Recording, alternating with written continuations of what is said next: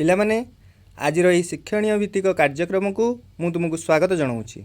ପିଲାମାନେ ଆଜି ଆମେ ନବମ ଶ୍ରେଣୀ ଭୂଗୋଳ ବହିର ଚତୁର୍ଥ ଅଧ୍ୟାୟ ପ୍ରାକୃତିକ ଉଦ୍ଭିଦ ବିଷୟରେ ଆଲୋଚନା କରିବା। ପିଲାମାନେ ଗୋଟେ କଥା ଜାଣିଥିବ, ସୁନ୍ଦର ତୃପ୍ତିର ଅବସାଦ ନାହିଁ, ଯେତେ ଦେଖୁଥିଲେ ନୂଆ ଦିଶୁଥାଏ। ଆମର ଏହି ପୃଥିବୀ ସବୁଜମଣ୍ଡିତ, ଭାରତ ଭୂମି ସବୁଜମଣ୍ଡିତ। ଏହାକୁ ଅତି ସୁନ୍ଦର ଭାବରେ ସଜେଇ ଦେଇଛି ଏହି ବୃକ୍ଷ ରାଶି। ପିଲାମାନେ ତମେ ବୃକ୍ଷ ଦେଖିଲେ ବହୁତ ଆନନ୍ଦିତ ହେଉଥିବ, ଫୁଲଟିଏ ଦେଖିଲେ ବହୁତ ଆନନ୍ଦିତ ହେଉଥିବ। ଏହା ତୁମକୁ ବହୁତ ଆନନ୍ଦ ପ୍ରଦାନ କରେ। ପିଲାମାନେ ଜାଣିଛ, ଆମ ଭାରତରେ ବିଭିନ୍ନ ପ୍ରକାରର ବୃକ୍ଷ ଦେଖିବାକୁ ମିଳେ। ତମେ ସ୍ଲାଇଡ଼ ଯୋଗେ ଜାଣିପାରିବ କେତେ ପ୍ରକାରର ବୃକ୍ଷ ଆମ ଭାରତରେ ଅଛି। ଆମ ଭାରତରେ 47,000 ପ୍ରକାରର ବୃକ୍ଷ, 15,000 ଫୁଲ ଫୁଟିବା ଗଛ, 99,000 ପ୍ରକାରର ପଶୁ ଦେଖାଯାଆନ୍ତି। ଏବଂ ଏହି ସବୁ ପ୍ରାକୃତିକ ଉଦ୍ଭିଦର ଅନ୍ତର୍ଭୁକ୍ତ। ପିଲେ ମନୁଷ୍ୟର ସହାୟତା ବିନା ପ୍ରାକୃତିକ ଭାବରେ ଦୀର୍ଘ ଦିନ ଧରି ବଢ଼ିଥିବା ବୃକ୍ଷଗୁଡ଼ିକୁ ପ୍ରାକୃତିକ ଉଦ୍ଭିଦ କୁହାଯାଏ। ଏହାକୁ ଅକ୍ଷତ ପ୍ରାକୃତିକ ଉଦ୍ଭିଦ ଭାବରେ ମଧ୍ୟ ନାମିତ କରାଯାଇଛି। ପିଲେ ତାହେଲେ ତୁମ ମନରେ ଗୋଟେ ପ୍ରଶ୍ନ ଆସୁଥିବ, ଆମ ବଗିଚାରେ ବା ବାଡ଼ିରେ ଲାଗିଥିବା ଗଛଟି କ'ଣ ପ୍ରାକୃତିକ ଉଦ୍ଭିଦ ନୁହେଁ କି? ନାଇଁ ପିଲେ, ଏହା ଉଦ୍ଭିଦ ହୋଇପାରିବ, ପ୍ରାକୃତିକ ଉଦ୍ଭିଦ ହୋଇପାରିବନି। କାରଣ ପ୍ରାକୃତିକ ଉଦ୍ଭିଦ ହେଉଛି ସିଏ ଯାହା ପ୍ରକୃତି କୋଳରେ ମନୁଷ୍ୟର ବିନା ସହାୟତାରେ ବଢ଼ିଥାଏ। ତେଣୁ ତୁମ ବଗିଚାରେ ଲାଗିଥିବା ଗଛଟି କେବଳ ଉଦ୍ଭିଦ ମାତ୍ର। ପିଲେ ଏହି ଉଦ୍ଭିଦ ବିଭିନ୍ନ ତାର କାରଣ ଗୁଡ଼ିଏ ଅଛି। କାରଣ ଆମେ ସବୁ ଜାଗାରେ ସମାନ ପ୍ରକାରର ଉଦ୍ଭିଦ ଦେଖୁନାହୁଁ। ଭାରତର ବିଭିନ୍ନ ଅଞ୍ଚଳରେ, ପାହାଡ଼ ଅଞ୍ଚଳକୁ ଯିବ ବିଭିନ୍ନ ପ୍ରକାର ବୃକ୍ଷ, ସମତଳ ଅଞ୍ଚଳରେ ଅନ୍ୟ ପ୍ରକାର ବୃକ୍ଷ ଏବଂ ମାଳଭୂମି ଅଞ୍ଚଳରେ ଅନ୍ୟ ପ୍ରକାର ବୃକ୍ଷ ଦେଖିଥାଅ। ଏହି ପ୍ରାଣୀ ଓ ଉଦ୍ଭିଦର ବିଭିନ୍ନତାର କାରଣ କ'ଣ ପିଲେ ଜାଣିଛ? ଏହାର କାରଣ ହେଉଛି ଜଳବାୟୁ, ଆଲୋକ ଓ ଉତ୍ତାପ ଏବଂ ବୃଷ୍ଟିପାତ, ଭୂ ଉଚ୍ଚବାଚ ଓ ମୃତ୍ତିକାର ବିଭିନ୍ନତା ହିଁ ପ୍ରାଣୀ ଓ ଉଦ୍ଭିଦର ବିଭିନ୍ନତାର ମୁଖ୍ୟ କାରଣ। ପିଲେ ଜଳବାୟୁ କହିଲେ ଆଲୋକ ଓ ଉତ୍ତାପକୁ ବୁଝାଇଥାଏ। ପିଲେ ଗୋଟେ ଉଦ୍ଭିଦ ବଢ଼ିବା ପାଇଁ ଆଲୋକ ନିତାନ୍ତ ଆବଶ୍ୟକ। ବିନା ଆଲୋକରେ ଗୋଟେ ଉଦ୍ଭିଦ ବଞ୍ଚିପାରେ ନାହିଁ। କାରଣ ଉଦ୍ଭିଦଟିଏ ବଢ଼ିବା ପାଇଁ ଆଲୋକ ସଂଶ୍ଳେଷଣ ପ୍ରକ୍ରିୟାରେ ଆଲୋକର ନିତାନ୍ତ ଆବଶ୍ୟକତା ରହିଛି। ତାହେଲେ ପିଲେ ଉତ୍ତାପ ମଧ୍ୟ ସେହିପରି ବୀଜ ଅଙ୍କୁରୋପଣ କରିବାରେ ସାହାଯ୍ୟ କରିଥାଏ।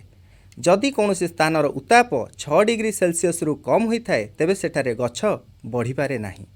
ତେଣୁ ଆଲୋକ ଏହିପରି ଭାବରେ ବୃକ୍ଷ ବଢ଼ିବାରେ ସାହାଯ୍ୟ କରିଥାଏ। ଏବଂ ଉତ୍ତାପ ସବୁ ସ୍ଥାନରେ ସମାନ ନୁହେଁ। ତୁମେ ଯଦି ପାର୍ବତ୍ୟ ଅଞ୍ଚଳ କଥା ଚିନ୍ତା କରିବ, ଉଚ୍ଚତା ଅନୁସାରେ ଉତ୍ତାପର ପରିମାଣ ହ୍ରାସ ପାଇଥାଏ। ଯଥା ପର୍ବତର ପାଦଦେଶରେ କ୍ରାନ୍ତୀୟ ଉଦ୍ଭିଦ, ମଧ୍ୟ ଦେଶରେ ଉପକ୍ରାନ୍ତୀୟ ଉଦ୍ଭିଦ ଓ ଶୀର୍ଷ ଭାଗରେ ନାତିଶୀତୋଷ୍ଣ ଉଦ୍ଭିଦ ଦେଖା ଦେଇଥାଏ। ତେଣୁ ବିଭିନ୍ନ ପ୍ରକାରର ଉତ୍ତାପ ଆମ ଭାରତରେ ପରିଲକ୍ଷିତ ହେଉଥିବାରୁ ଆମ ଭାରତରେ ମଧ୍ୟ ବିଭିନ୍ନ ଅଞ୍ଚଳରେ ବିଭିନ୍ନ ପ୍ରକାରର ବୃକ୍ଷ ଦୃଷ୍ଟିଗୋଚର ହୋଇଥାଏ। ଏହାପରେ ଆମେ ଆଲୋଚନା କରିବା ବୃଷ୍ଟିପାତ ବିଷୟରେ। ଯେଉଁଠାରେ ବୃଷ୍ଟିପାତର ପରିମାଣ ଅଧିକ ହୁଏ, ସେଠାରେ ଘଞ୍ଚ ଜଙ୍ଗଲ ଦେଖାଯାଏ। ଅଳ୍ପ ବୃଷ୍ଟିପାତ ହେଉଥିବା ସ୍ଥାନରେ ଜଙ୍ଗଲ ଦେଖାଯାଏ ନାହିଁ, କେବଳ କଣ୍ଟା ଓ ବୁଦା ଗଛ ଦେଖାଯାଏ। ପିଲା ଆମ ଭାରତରେ ବୃଷ୍ଟିପାତ କରାଇବାରେ ମୌସୁମୀ ବାୟୁ ହିଁ ସାହାଯ୍ୟ କରିଥାଏ। ମାତ୍ର ମୌସୁମୀ ବାୟୁ ଆମ ଭାରତର ସବୁ ସ୍ଥାନରେ ସମାନ ପରିମାଣର ବୃଷ୍ଟିପାତ କରାଇ ନଥାଏ। ତେଣୁ ଆମର ସବୁ ଅଞ୍ଚଳରେ ସମାନ ପରିମାଣର ଜଳ ମିଳିନଥାଏ। ତେଣୁ ବିଭିନ୍ନ ଅଞ୍ଚଳରେ ବିଭିନ୍ନ ପ୍ରକାରର ବୃକ୍ଷ ବୃଷ୍ଟିପାତର ତାରତମ୍ୟତା ହେତୁ ଦୃଷ୍ଟିଗୋଚର ହୋଇଥାଏ। ତାପରେ ଆସୁଛି ଭୂ ଉଚ୍ଚବାଚ। ଭୂ ଉଚ୍ଚବାଚ କହିଲେ ପୃଥିବୀ ପୃଷ୍ଠରେ ସାଧାରଣତଃ 3 ପ୍ରକାରର ଭୂମି ରୂପ ଦେଖିବାକୁ ମିଳିଥାଏ। ଗୋଟିଏ ହେଲା ପର୍ବତ, ଅନ୍ୟଟି ହେଲା ମାଳଭୂମି ଓ ତୃତୀୟଟି ହେଉଛି ସମତଳ ଭୂମି। ପର୍ବତ ଓ ମାଳଭୂମି ଅଞ୍ଚଳରେ ବିଭିନ୍ନ ପ୍ରକାରର ବୃକ୍ଷ ଓ ଅରଣ୍ୟ ଦେଖିବାକୁ ମିଳୁଥିବା ବେଳେ ସମତଳ ଭୂମି ଅଞ୍ଚଳରେ ସାଧାରଣତଃ କୃଷିଭୂମି ଦେଖିବାକୁ ମିଳିଥାଏ। ତେଣୁ ଭୂ ଉଚ୍ଚବାଚ ଅନୁସାରେ ଆମ ଭାରତରେ ବିଭିନ୍ନ ପ୍ରକାର ପର୍ବତ ଯଥା ହିମାଳୟ, ପଶ୍ଚିମଘାଟ ପର୍ବତମାଳା, ପୂର୍ବଘାଟ ପର୍ବତମାଳା ରହିଛି ଏବଂ ସମତଳ ଭୂମି ମଧ୍ୟ ରହିଛି, ଯେମିତିକି ଗାଙ୍ଗେୟ ସମତଳ ଭୂମି। ତେଣୁ ବିଭିନ୍ନ ସମତଳ ଭୂମି ଏବଂ ପର୍ବତ ଓ ମାଳଭୂମି ଥିବାରୁ ଉଦ୍ଭିଦରେ ମଧ୍ୟ ବିଭିନ୍ନତା ପରିଲକ୍ଷିତ ହୁଏ।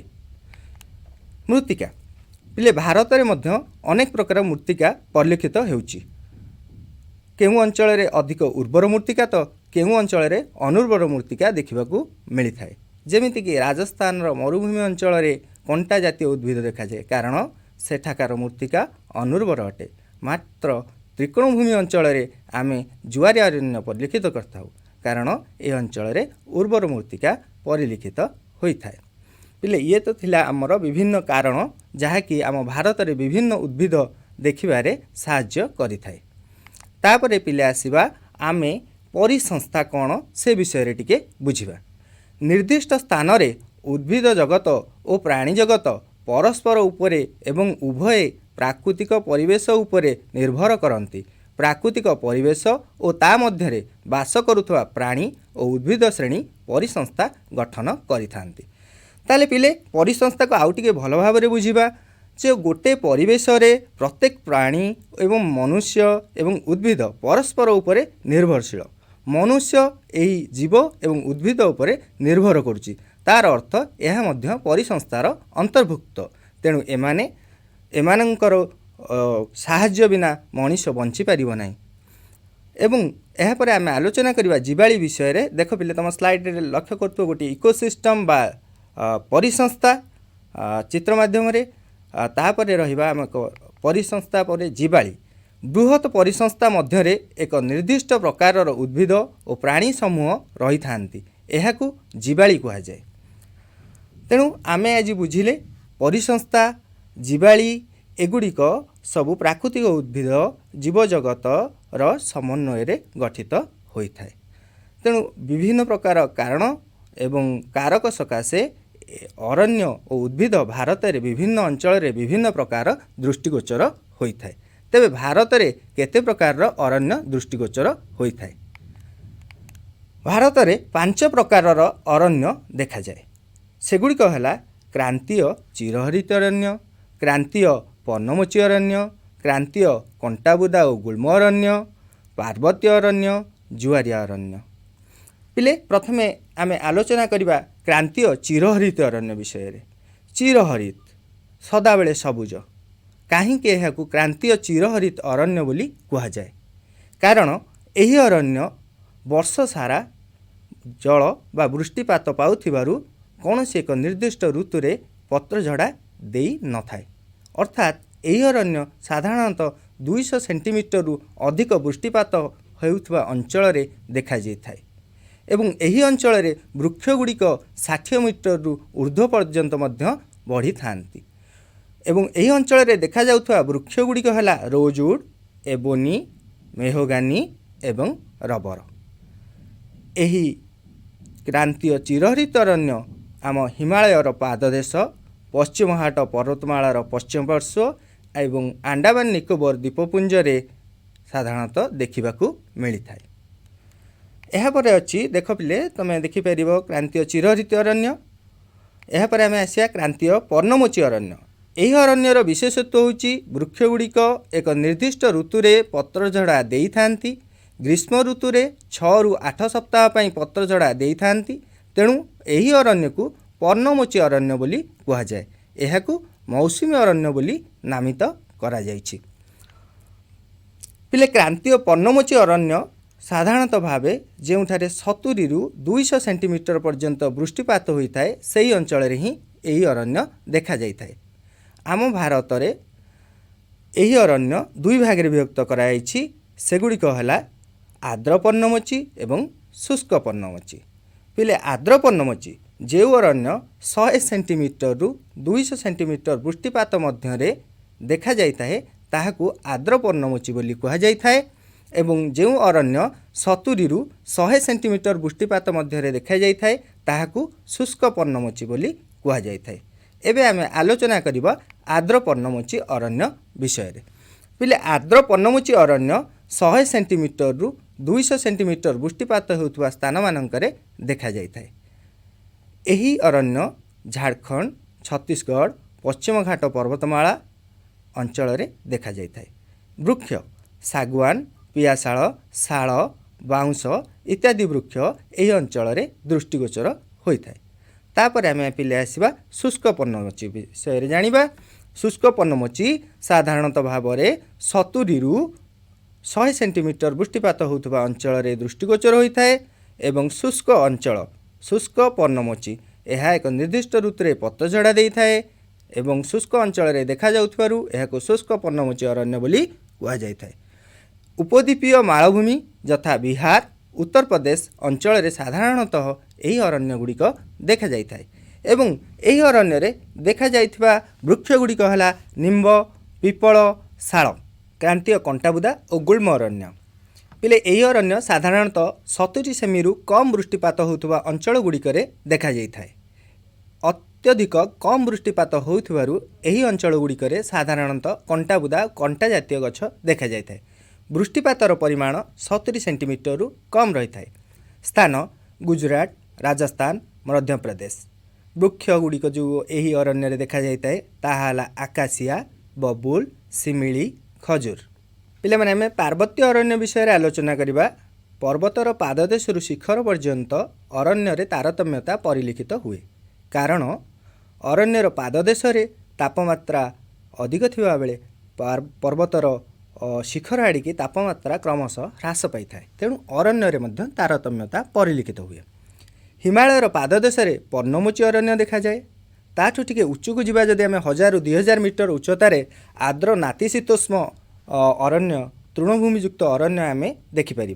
1500 ରୁ 3000 मीटर उच्चतार नातिशीतोष्ण सरल वर्गीय अरण्य किंबा पाइन जातीय अरण्य आम लक्ष्य करिपरिबा एवं एही अरण्य साधारणतः अधिक मात्रा पाइन जातीय गछ देखा मिलता है। 300 मीटर ऊर्ध्वे आम आल्पीय उद्भिद यथा सिल्वर फर जुनिपार एवं पाइन जातीय वृक्ष देखा पाई था। हिमरेखा निकटरे आल्पीय तृणभूमि देखा जाए जो तृणभूमि रे कि गुजर एवं बकरवाल जातिर लोक माने साधारणतः से पशुपालन करिथांती। हिमरेखा उपरकू तुंद्रा जातीय उद्भिद दृष्टिगोचर होता है। यह थिला पार्वत्य अरण्य विषय और यार परवर्ती अरण्य रही जुआरिया अरण्य। पिले यही प्रकार अरण्य क्रांतीय अंचलर समुद्र उपकूलवर्ती त्रिकोणभूमि गुड़िक नदी मुहाण देखा जाए एवं एठारे साधारणतः सुंदरी एवं हेन्ताल जातीय वृक्ष देखा जाए। गंगा नदी त्रिकोणभूमि देखा जाइथिबा जुआरिया अरण्य को सुंदरवन बोली कुहा जाए। गंगा एवं ब्रह्मपुत्र नदी मुहाण साधारणतः यही जुआरिया अरण्य गुड़िक दृष्टिगोचर होता है। पिला माने ए जुआरिया अरण्य चेर गुड़िक साधारणतः छंदा छंदी भाव में रही थांती एवं यही अरण्य जेतेबेले बन्या बात्या किंबा मरुड़ी समय यही अरण्य आमको सुरक्षा प्रदान करि थाए। पिला माने तुम देखि पारथुबो जे यही जुआरिया अरण्य समुद्रर त्रिकोणभूमि और उपकूलवर्ती अंचल साधारणतः दृष्टिगोचर होता है। यही अरण्य आमर बहुत उपकार रे आसी थाए कारण यही अरण्य काठरे लोक माने शक्त डंगा मध्य तैयारी करिथांती एवं यही अरण्य आमको प्राकृतिक दुर्विपाकरू मध्य रक्षा करिथाए। मनीष निजर आवश्यकता पूरण पाई ए अरण्य को एबे क्षय करिबारे लागिछंती एवं परवर्ती पर्याय आमे भारतर प्राकृतिक उद्भिद जहाकू मैप साहाय्य आमे देखिबा एवं भारतर यह केउ स्थान रे रहिछि ताहाकू मध्य आमे आलोचना को आनिबा। तुमको मु या पूर्वरु भारतर 5 प्रकार अरण्य विषय रे कहि सारिछि एवं एही 5 प्रकार अरण्य भारतर विभिन्न अंचल रे दृष्टिगोचर होता है जहाँ तुम मैप साहाय्य तुमे देखि परिबो। भारतर प्राकृतिक उद्भिद आमे ई मैप साहाय्य लक्ष्य करिबा केउ अंचल रे केउ प्रकार उद्भिद दृष्टिगोचर होता है। पहले मैप को लक्ष्य कर। प्रथमे जो मैप रो पॉइंटर टी रही तुमे लक्ष्य करि परथुओ सेठारे रही तुमर चिरहरित अरण्य क्रांतीय चिरहरित अरण्य एवं द्वितीय आमे आसीबा पर्णमोची अरण्य।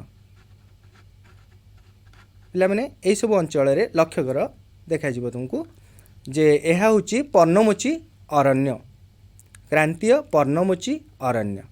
एहा पर आमे पढ़िथिले कंटाबुदा और गुल्म अरण्य। एई सब अंचल रे तुमे लक्ष्य करि परथुओ देखा जिवो जे एही अंचल रे साधारणतः कंटाबुदा और गुल्म अरण्य देखा जाए। तापरे पार्वत्य अरण्य हिमालय पाददेश एवं एपटे पूर्व हिमालय पटे मध्य तुमे पार्वत्य अरण्य देखिपर। एवं शेष रही जुआरिया अरण्य समुद्र उपकूलवर्ती गंगा नदीर त्रिकोणभूमि अंचल सुंदरवन और जुआरिया अरण्य परिलक्षित होता है।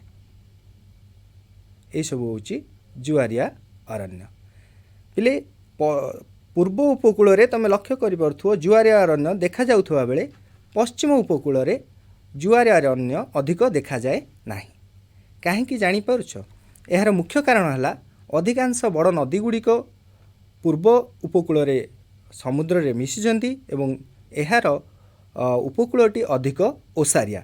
मात्र पश्चिम उपकूलर अंशगुड़िक साधारणतः अण ओसारिया। तेणु एठारे अधिक जुआरिया अरण्य परिलक्षित हुए नाही। मात्र पूर्व उपकूल रे अधिकांश जुआरिया अरण्य परिलक्षित होता है। द्वितीय भाग रे आमे पढ़िबा ओडिशार प्राकृतिक उद्भिद विषय रे।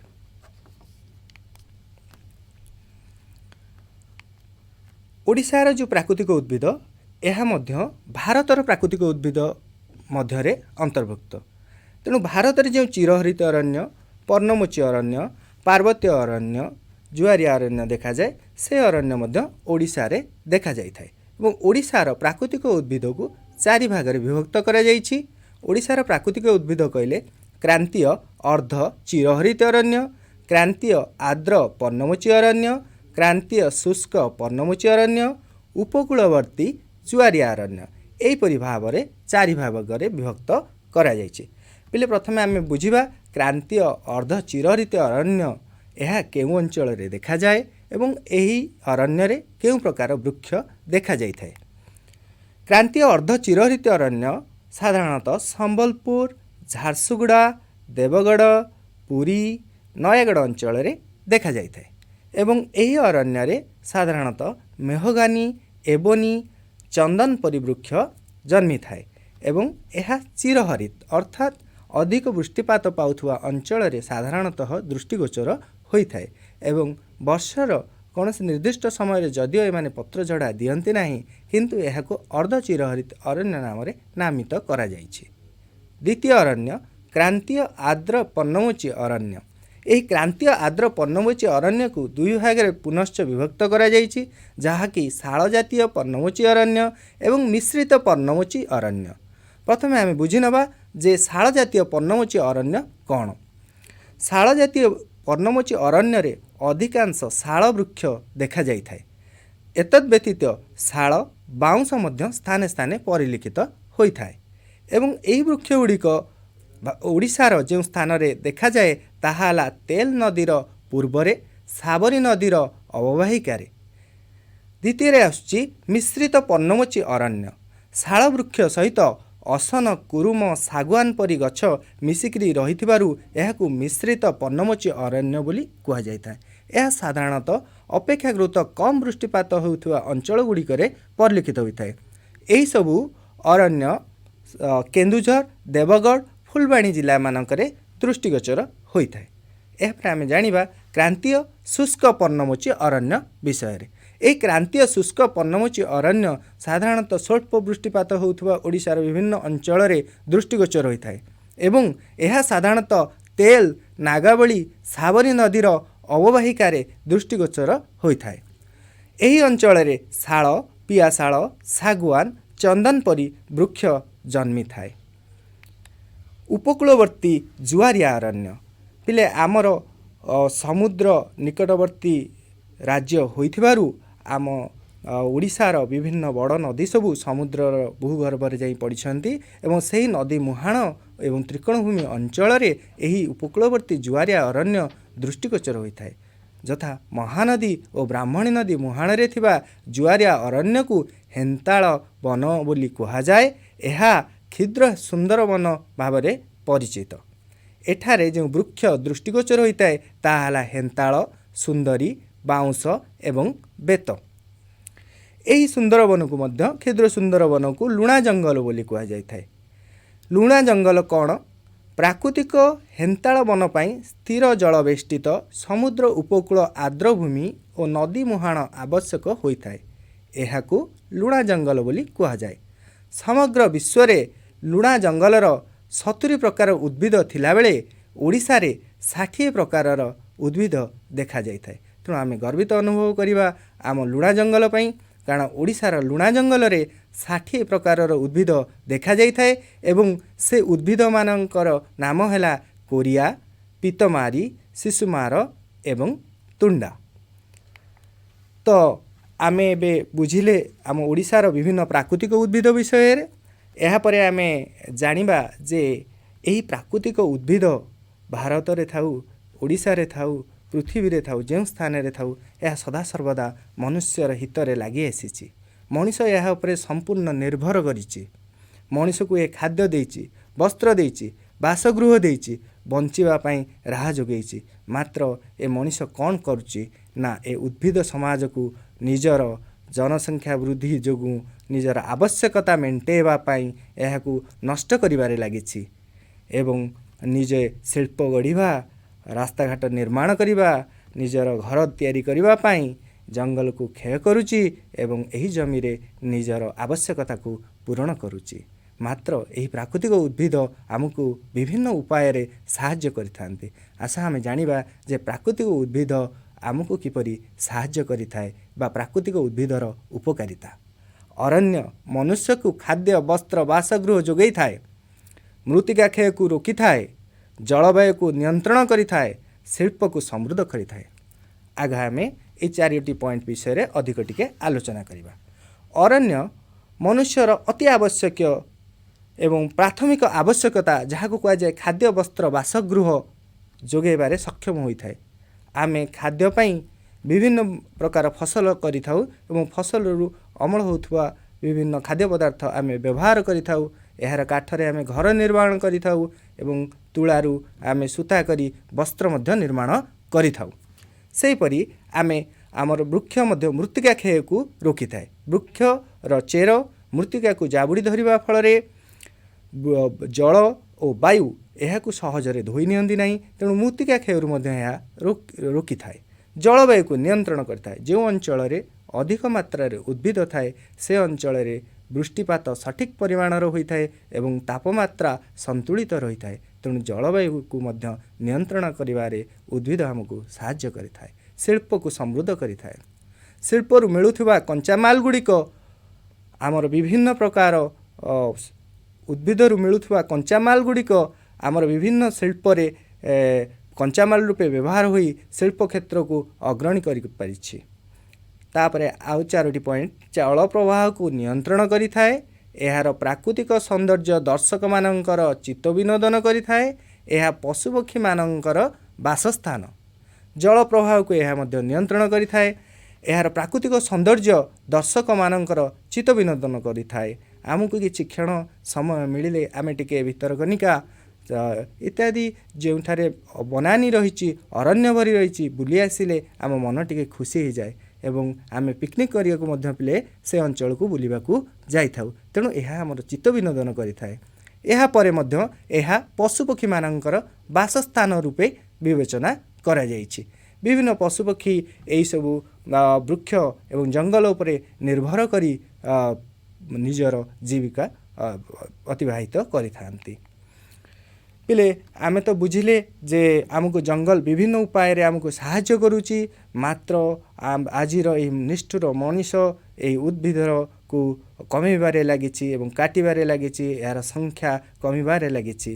तेणु आमे आजिर नागरिक हिसाब रे एही अरण्य को आमे सुरक्षा प्रदान करिबा आमर मुख्य लक्ष्य एवं एही अरण्य को सुरक्षा प्रदान करिबा मध्य आम सरकारंकर मूल लक्ष्य।